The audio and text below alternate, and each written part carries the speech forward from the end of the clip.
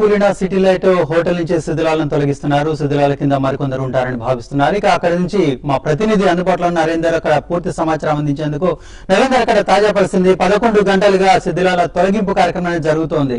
ఎటువంటి రిజల్ట్స్ కనిపిస్తున్నాయి? మృతదేహాలు ఏమైనా వాటి కింద ఏమైనా లభ్యమయ్యాయి? Right, thank you Madhav.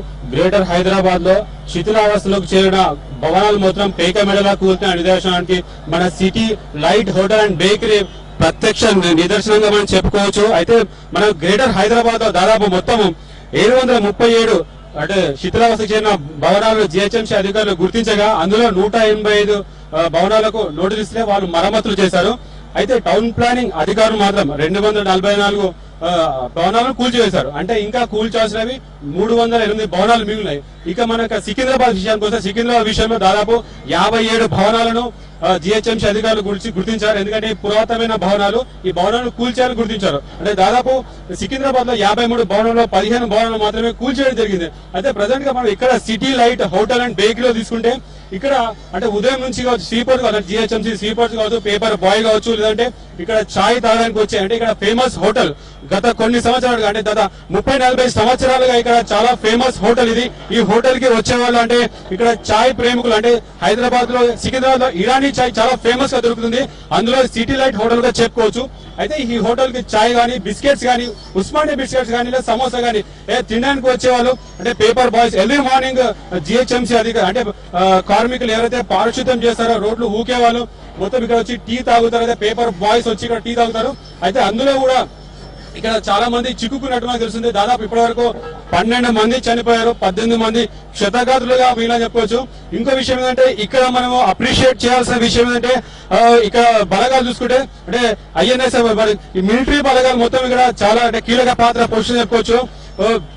వాళ్ళు ఉదయం నుంచి కూడా దాదాపు 7:30 నుంచి ఇప్పటి వరకు కూడా మొత్తం నిర్విరామంగా క్షతగాత్రులను కావచ్చు, లేదంటే అందులో మరణించిన వారిని కూడా నిర్విరామంగా తొలగిస్తున్నాం. మనం ప్రజెంట్ విజువల్స్ చూసుకోవచ్చు. మొత్తము ఇక్కడ సీకులు ఏదైతే ఈ శానిటరింగ్ కాంప్లెక్స్ కాబట్టి శానిటరింగ్ కాంప్లెక్స్ సీకులు మొత్తము గ్యాస్ వెల్డింగ్ తో తొలగించి మొత్తం వీటన్నిటిని క్లియర్ చేయబోతుంది. అయితే ఇంతకు ముందు కూడా వీళ్ళు అధికారులు కొంతమంది బిల్డింగ్ లోపలికి అంటే బ్యాక్ సైడ్ నుంచి వెళ్లి చూశారు, అందులో ఎవరైనా ఉన్నారా అని చెప్పేసి. ఇక్కడ నుంచి కూడా వాళ్ళు అక్కడ కేకలు వేసి చెప్పారు, ఎవరైనా ఉన్నారా, మీరు ఉన్నారా, సౌండ్ చేయని చెప్పి కూడా వీళ్ళు పెద్దగా షౌట్ చేయడం జరిగింది.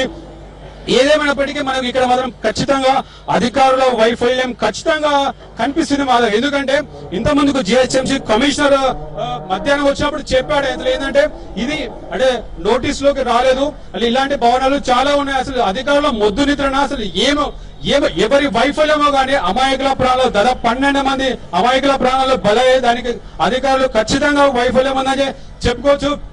అయితే ఇక సికింద్రాబాద్ కావచ్చు, హైదరాబాద్ మొత్తం కూడా ఇలాంటి పురాతన భవనాలపై ఖచ్చితంగా చర్యలు తీసుకోవాలని అన్ని ప్రజా సంఘాలు కావచ్చు, అన్ని రాజకీయ పార్టీలు కావచ్చు మొత్తం కోరుకుంటున్నాయి.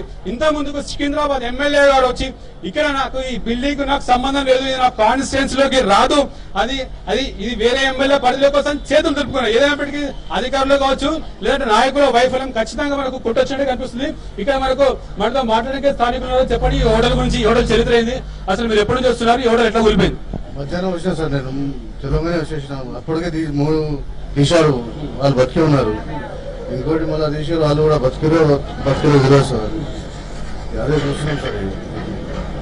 ఈ హోటల్ ఎన్ని గంటలకు ఉదయం ప్రారంభిస్తారు? 4 గంటలకు తెరుస్తారు. 4 గంటలకు తెరుస్తారు.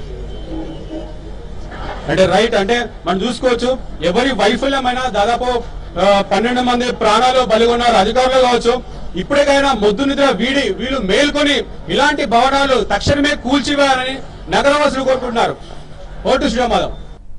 Right, thank you very much Narender.